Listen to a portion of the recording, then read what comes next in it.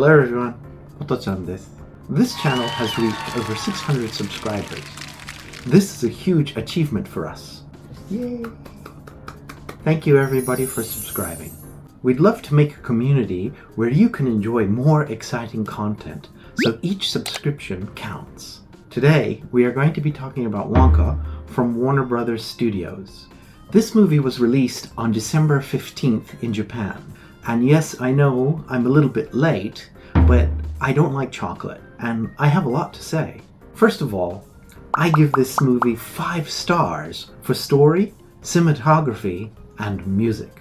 It is absolutely brilliant, and it contains a lot of nostalgia for anyone who has seen and likes the original. For those who don't know, the 1971 screenplay was written by Roald Dahl and was based on his books. Roald Dahl is a children's writer and has had many of his books made into movies.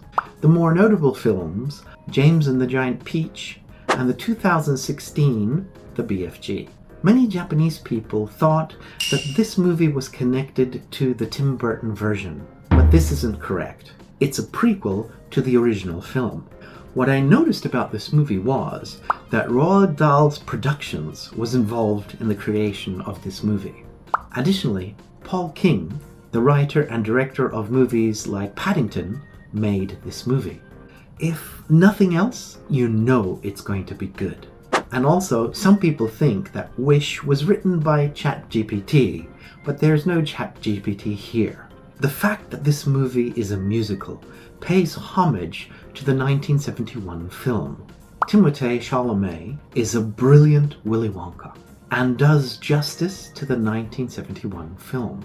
From his costume to his whimsical nature, Chalamet makes us believe that he is a young, naive Wonka with a hat full of dreams. The musical numbers were fantastic, and his singing was perfect. When he started to sing Pure Imagination near the end of the movie, I got goosebumps. All the characters in the movie are excellent, and even Mr. Slugworth has a proper character arc. If you have seen the original, you will know that Mr. Slugworth is Wonka's enemy, always trying to steal Wonka's recipes. However, unlike this movie, the original does not show us who Mr. Slugworth is. The names of each of the top villains have meaning. For example, Slugworth is made up of 2 words, slug and something of worth or lack of worth. So this could be thought to mean the worth of a slug.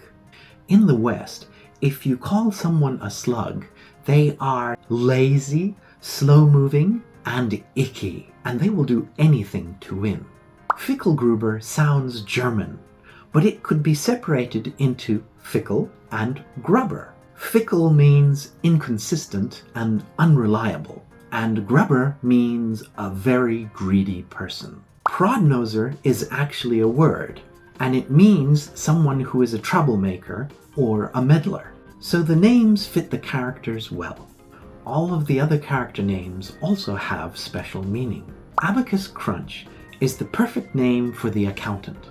Abacus is a manual calculator like this. And he is a number cruncher. This means he is good at calculating things. So, Crunch for short.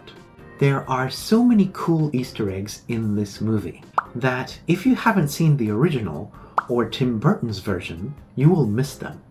Wow moment for me is Wonka's last coin. He tosses it up in the air, catches it with his pocket, and it falls out and into the drain. Do you know how Charlie from the original movie buys his chocolate with the winning lottery ticket?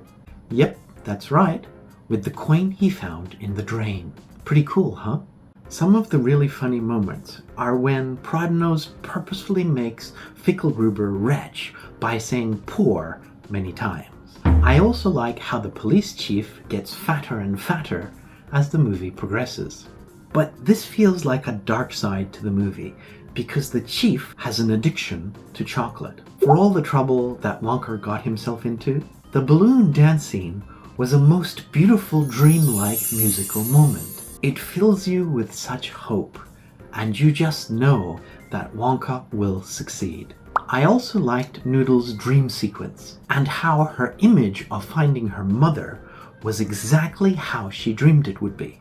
I also liked how Wonka's first major dance sequence was finally portrayed as him dreaming by himself. You could see people walking normally past him as he danced by himself. Such an epic movie moment. Wonka is truly the dreamer.